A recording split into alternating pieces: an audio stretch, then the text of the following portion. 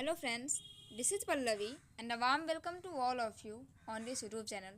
दोस्तों आज की सेशन में हम सभी चर्चा करेंगे राष्ट्रपति से संबंधित उन सभी तथ्यों को जो कि सभी प्रकार के कॉम्पिटिटिव एग्जाम्स में जैसे कि एसएससी, रेलवे, बीपीएससी, यूपीएससी इत्यादि से संबंधित सभी प्रकार के कॉम्पिटिटिव एग्जाम्स में पूछे जाते हैं जो क्वेश्चंस राष्ट्रपति से संबंधित हो सकते हैं। तो चलिए बिना विलंब किए आज के इस सेशन को हम सभी शुरू करते हैं। सबसे पहले हम यह देखेंगे कि राष्ट्रपति से संबंधित जो अनुच्छेद हैं उन अनुच्छेदों के माध्यम से राष्ट्रपति के संबंध में क्या क्या कहा गया है।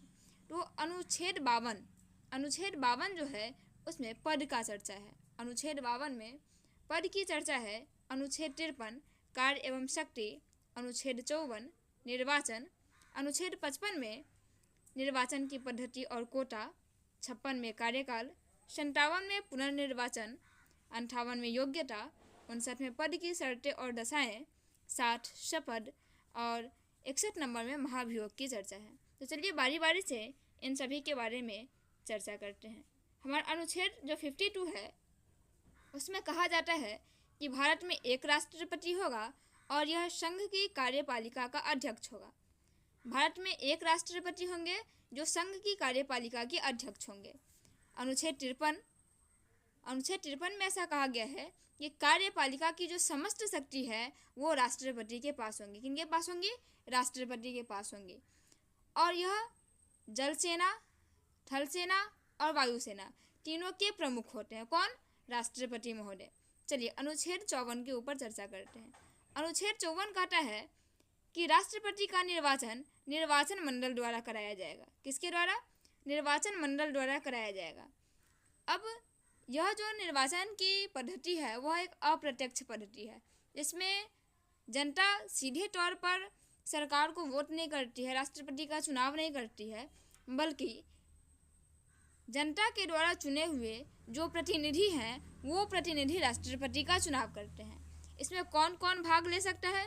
इसमें लोकसभा, राज्यसभा, विधानसभा और दिल्ली व पुडुचेरी की विधानसभा के जो सदस्य होते हैं वो सभी भाग लेते हैं। जबकि इसमें भाग कौन नहीं लेगा?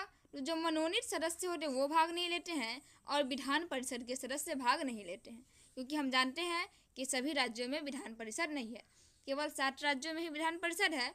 अतः विधान परिषद के जो सदस्य होते हैं वो राष्ट्रपति के इलेक्शन में भाग नहीं लेते हैं। चलिए नेक्स्ट देखते हैं अनुच्छेद 55 में राष्ट्रपति के संदर्भ में क्या कहा गया है। अनुच्छेद 55 में राष्ट्रपति के संबंध में उनके निर्वाचन की पद्धति पर चर्चा है और कोटा पर चर्चा है। निर्वाचन पद्धति, तो हम जानते हैं कि राष्ट्रपति का जो निर्वाचन होता है वह अप्रत्यक्ष निर्वाचन है, अनुपातिक प्रतिनिधित्व, एकल संक्रमणीय मत पद्धति और गुप्त रीति के द्वारा होता है। अब जब हम यह देखेंगे कि किस तरीके से कोटा निर्धारित किया जाता है, तो राष्ट्रपति जो अनुच्छेद 55 के अंतर्गत है कहा गया है कि राष्ट्रपति के लिए कुल वोट बटे उम्मीदवारों की संख्या +1 और +1, इस तरीके से जो उम्मीदवार हासिल करता है वोट उसको राष्ट्रपति नियुक्त कर दिया जाता है। इसके लिए 15,000 रुपये की जमानत राशि भी देना होता है। नेक्स्ट है कि विधायक वोट मूल्य कैसे ज्ञात करेंगे।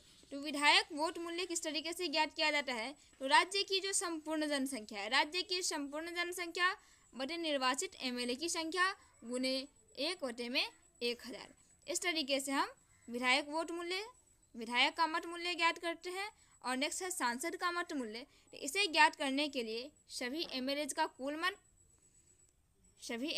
कुल मत और बटे में सभी निर्वाचित एमपीज की संख्या, इस तरीके से हम सांसद का मत मूल्य जो है वो हम ज्ञात करते हैं। चलिए अनुच्छेद 56 क्या कहता है। तो अनुच्छेद 56 में राष्ट्रपति के कार्यकाल की चर्चा है, पदावधि की चर्चा है, तो वह कितने वर्ष तक राष्ट्रपति का कार्यकाल होता है। तो हम सभी जानते हैं कि जो राष्ट्रपति का कार्यकाल होता है वह 5 वर्षों के लिए होता है और राष्ट्रपति कभी भी अपना रिजाइनेशन लेटर उपराष्ट्रपति को, वाइस प्रेसिडेंट को देते हैं। नेक्स्ट है कि अनुच्छेद 57 में क्या कहता है। अनुच्छेद 57 कहता है कि राष्ट्रपति का पुनर्निर्वाचन, अब हम जानते हैं कि जैसे ही राष्ट्रपति शपथ ग्रहण की तिथि से 5 साल पूरा करते हैं तो फिर नए राष्ट्रपति का चुनाव होता, तो फिर नए राष्ट्रपति उनके जगह पर शपथ लेते हैं। तो राष्ट्रपति के कार्यकाल पूरा होने से पहले चुनाव करा लिया जाता है।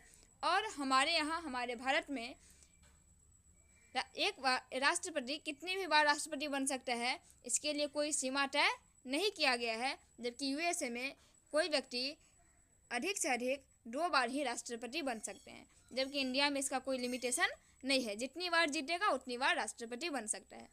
तो हमारे यहाँ सर्वाधिक कार्यकाल जो है वो डॉक्टर राजेंद्र प्रसाद, हमारे भारत के सबसे अधिक समय तक डॉक्टर राजेंद्र प्रसाद भारत के राष्ट्रपति बने रहे थे। उसके बाद से किन्हीं राष्ट्रपति ने 2 बार राष्ट्रपति बनने का सौभाग्य प्राप्त नहीं किया है। अब नेक्स्ट है अनुच्छेद 58। अनुच्छेद 58 में राष्ट्रपति की योग्यता की चर्चा है। अब राष्ट्रपति की योग्यता जो है वह कुछ इस प्रकार है कि वह भारत का नागरिक होना चाहिए, 35 वर्ष की आयु पूरा कर चुका हो, लोकसभा के सदस्य चुने जाने की योग्यता रखता हो और किसी भी प्रकार के लाभ के पद पर न हो। जिनमें ये 4 प्रकार की योग्यता है वो राष्ट्रपति बन सकते हैं। इसका मतलब तो यह है कि हमारे भारत में 125 करोड़ की जनसंख्या है और उसमें बहुत सारे ऐसे इंसान हैं, बहुत सारे ऐसे व्यक्ति हैं जो भारत के नागरिक भी है, 35 वर्ष की आयु भी पूरा कर चुके हैं और लोकसभा के सदस्य चुने जाने की योग्यता भी रखते हैं, क्योंकि वो इलेक्शन में खड़े हो सकते हैं। और वो लाभ के पद पर होने का मतलब है कि सरकारी नौकरी।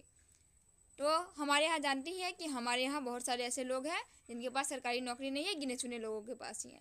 इसका क्या मतलब हुआ कि वे सभी लोग राष्ट्रपति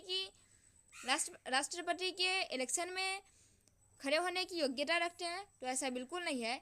इसके लिए आपको कम से कम जो निर्वाचित सदस्य हैं, जो सांसद है या फिर एमपीज हैं, उनमें से आपको कम से कम 50 प्रस्तावक और 50 अनुमोदक, 50 प्रस्तावक और 50 अनुमोदक, मतलब कम से कम 100 एमपीज और एमएलएज को आपको क्या करना पड़ेगा, अपने फेवर में रखना पड़ेगा। और तब जाकर के आप क्या कर सकते हैं, राष्ट्रपति के इलेक्शन में खड़ा हो सकते हैं। नेक्स्ट है 59।